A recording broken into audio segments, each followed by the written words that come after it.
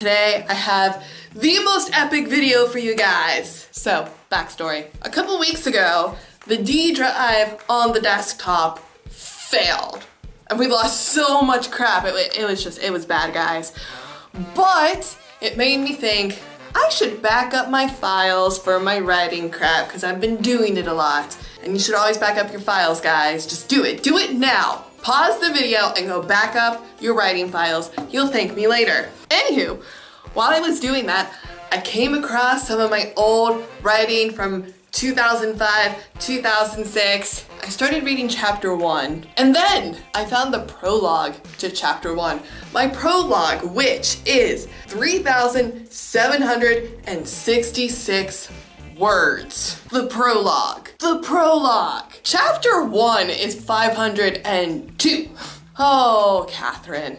But I thought it would be a good exercise to share some of my old crappy writing so that we can both laugh and have a good time at it. Now, I have read chapter 1 and it's gold. I haven't read the prologue, so we're going to be doing this together. And if you want to know, this was a Lord of the Rings fan fiction. So, yeah. So, okay. Starting off, my main character, I don't know what I was thinking when I named her, because I named her Cielle, like C-I-E-L-L-E, and I don't know where the heck I got that. And to me, it sounds like some type of medication that you would take. Cielle, that probably is a medication because I swear I've heard that somewhere.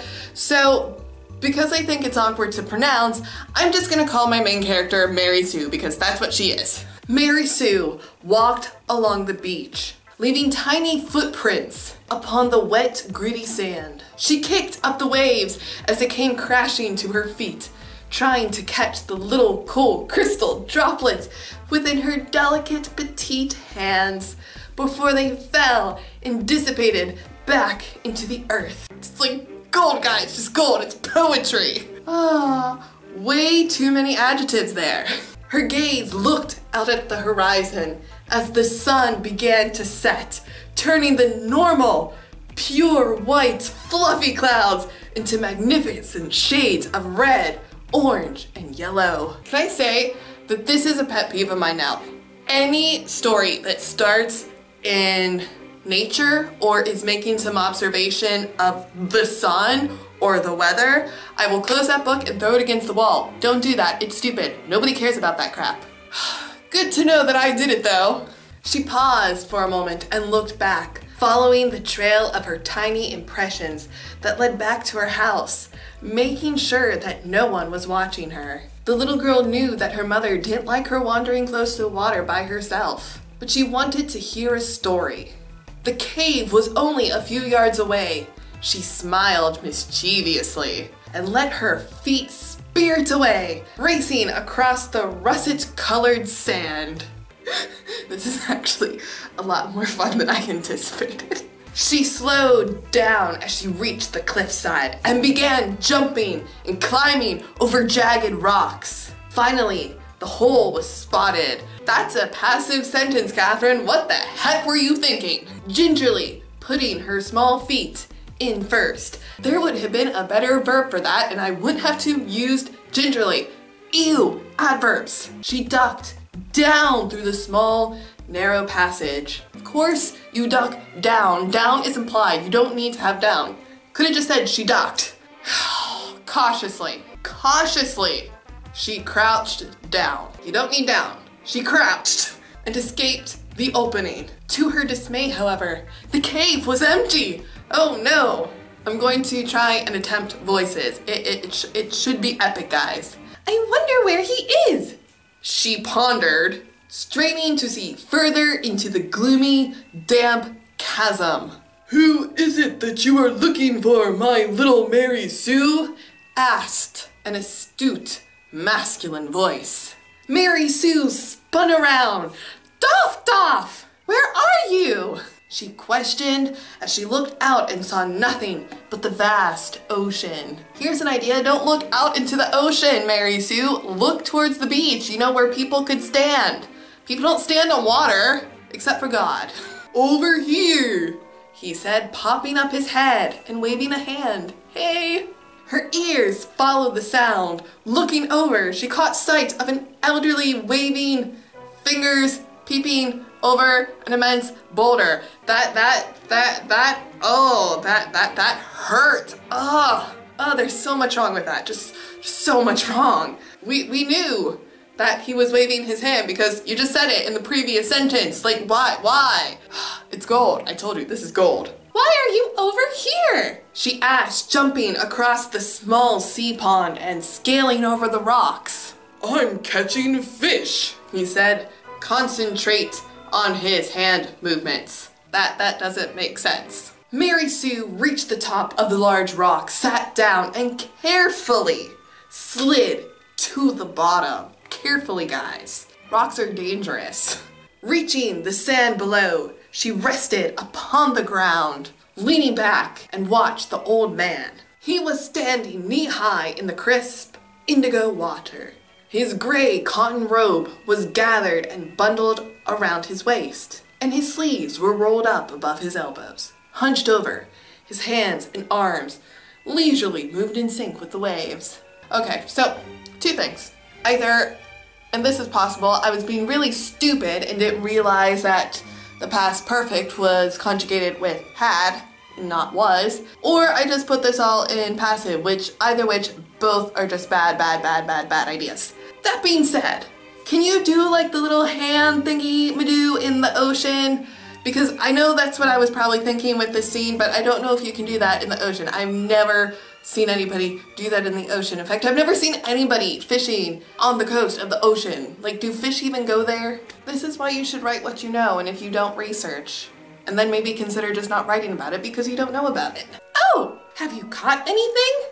The little girl asked, tilting her head to the side. Because we all do that when we ask questions. Like, oh, have you caught anything? No, not yet, he said, momentarily teasing as he tried to grab a fish. I don't know what that would look like, but momentarily teasing was important. Oh, you know, Dad took me fishing a few days ago on Uncle Mark's boat. But we used fishing poles. We caught a lot of them. Uncle Mark and Dad were really happy about it. Mom wasn't, but that's because they wanted her to cook them, and she didn't want anything to do with the fish.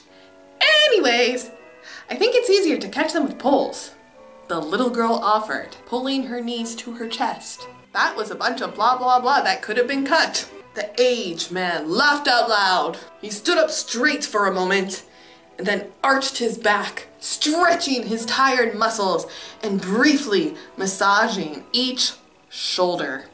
Satisfied, he pushed through the frigid water, heading back to dry land. Oh, this is so bad. It's so bad. I catch fish like this all the time. They just do not want to be caught today, he said, kicking his legs, trying to remove the small droplets of water that clung to his skin. That's like, it's telling and it's not showing. Why? You know, the nice thing about reading this is that I'm able to see the mistakes, and I know I don't do them now, but I know I still make mistakes. It's just, it's not this bad. So, yay, I've evolved as a writer. Oh, okay, if you say so, she said, amused, as she watched the old man kick and flail his limbs about as if performing a sacred and primitive dance. So, have you come to hear a story, Mary Sue? He asked, untying the silver scarf holding his robe. Is he like getting naked? What the heck? The bundle cascaded down his legs to his ankles. He bent over, patting the fabric, collecting the stray water droplets and drying his legs. He wrapped his scarf around his neck and unrolled his long bell sleeves. What the heck? Is he naked now? I'm guessing not. He must be wearing a tunic or something underneath. That would have been important to add to the story. Well, she paused, twiddling her thumbs. Only if you want to tell me one. I really do love your stories about the grown-up elves, the dwarves, the small hobbits, the magical wizard, and the evil orcs.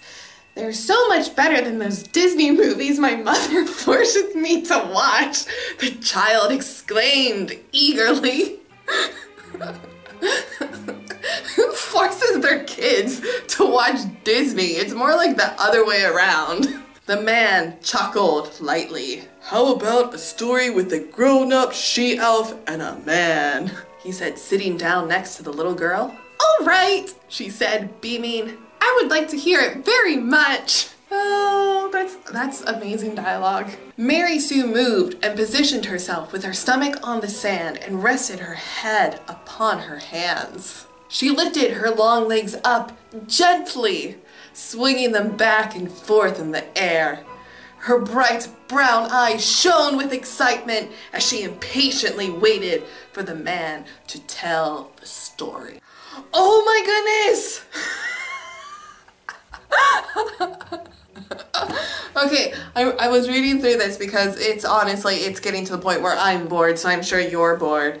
But I actually put the names of like real life friends into this story. Wow. I'm not going to tell you who they are, but you guys are in here. Okay, so blah, blah, blah, blah. The story that Dops tells the little girl is the story of Luthien. I don't remember her name, but it's the real story that Tolkien tells.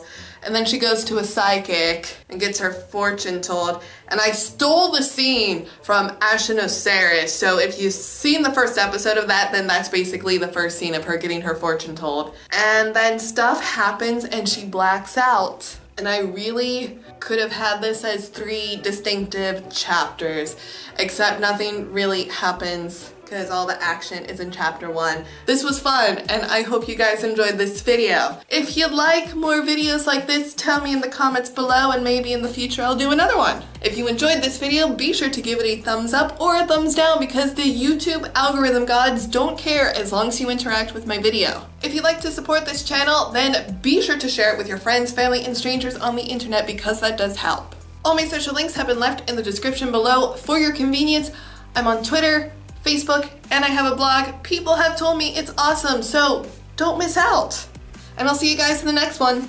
Totsies, Mayapplezines. It's good medicine to go back and laugh at yourself. My only regret in my writing life is that I had this habit of starting something, not finishing it, and starting something new. And so I don't have an actual manuscript that I wrote back in the day that I could read and laugh at. It's just little snippets of half-finished stories